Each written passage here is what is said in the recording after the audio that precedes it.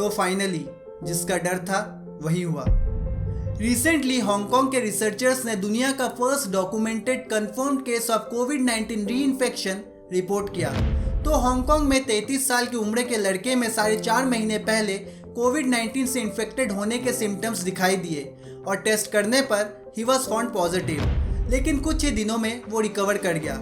लेकिन कुछ ही दिन पहले जब वो यूरोप से ट्रैवल कर वापस हांगकांग पहुंचा तो एयरपोर्ट पे मैंडेटरी स्क्रीनिंग के चलते it was observed that he got infected again.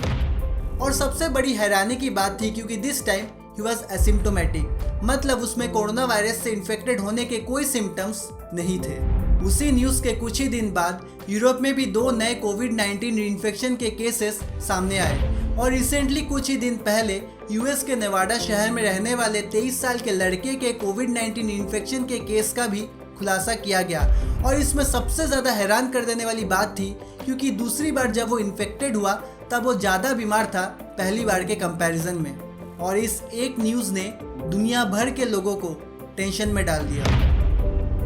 अब तक दुनिया भर में कोविड-19 इन्फेक्शंस के 4 केसेस सामने आए हैं और इन सब से एक बात तो साबित होता है कि एक बार कोविड-19 से रिकवर हो जाने पर आप पूरी तरह से इस वायरस से इम्यून नहीं हो जाते। और इन केसेस से 3 कंक्लूजन्स निकाला जा सकता है। पहला, आप री-इन्फेक्टेड होते हैं लेकिन आप वही नॉर्मल सिम्टम्स दिखाते हैं जो कि ज़्यादा क्रिटिकल नहीं है। दूसरा, आप री-इन्फेक्टेड होते हैं और आप ज़्यादा सीवियर सिम्टम्स डेवलप करते हैं which is very dangerous for your health. तीसरा और सबसे खतरनाक, आप री-इन्फेक्टेड होते हैं लेकिन आप कोई सिम्टम्स डेवलप नहीं करते हैं। और ये सबसे ज़्यादा खतरनाक इसीलिए है क्योंकि इस केस में आप as a carrier of this virus काम करते हैं और इस वायरस को और लोगों में फैला सकते हैं। और इन्हीं सब न्यूज़ ने दुनिया भर के साइंटिस्ट को सोच में डाल दिया है क्योंकि उन्हें अब वैक्सीन बनाने में इस री-इन्फेक्शन वाले एंगल को भी इंक्लूड करना पड़ेगा। और अगर वैक्सीन बन भी जाए तो उसे दुनिया के हर कोने में रहने वाले इंसान तक पहुंचाना मुश्किल है और इसमें समय लगेगा। और वैक्सीन लेने पर आप पूरी तरह से इम्यून हो जाओगे उसकी भी कोई गारंटी फिलहाल नहीं है क्योंकि इन सब केसेस से 2 नतीजे निकलकर सामने आते हैं। पहला, आप कोविड-19 से पूरी तरह रिकवर हो जाने के बाद भी कुछ ही महीनों में इम्यूनिटी खो सकते हो।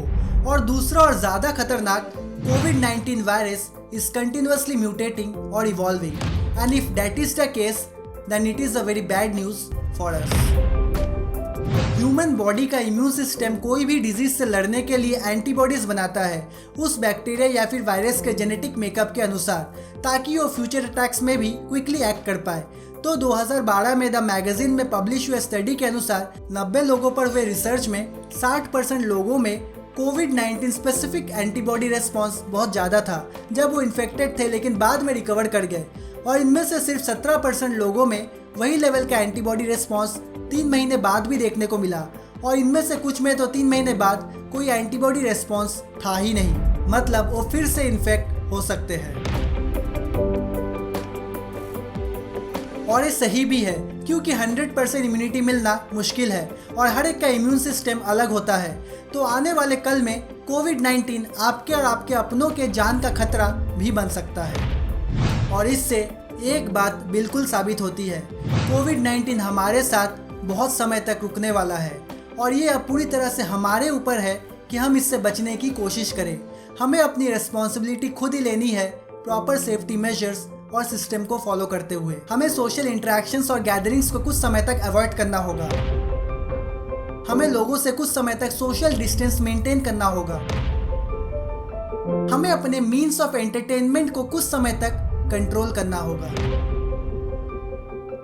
लेकिन हम रोजमर्रा के काम को हमेशा के लिए बंद नहीं कर सकते। हमें बेसिक काम तो करना है लेकिन अपना ख्याल रखते हुए।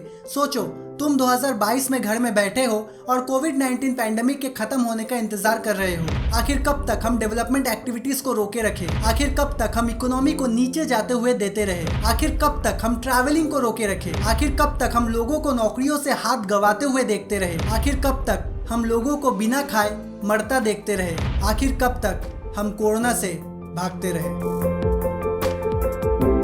फिलहाल साइंटिस्ट कह रहे हैं कि हमें इन केसेस से बिल्कुल भी डरने की ज़रूरत नहीं है क्योंकि हर एक इंसान का इम्यूनिटी लेवल अलग होता है।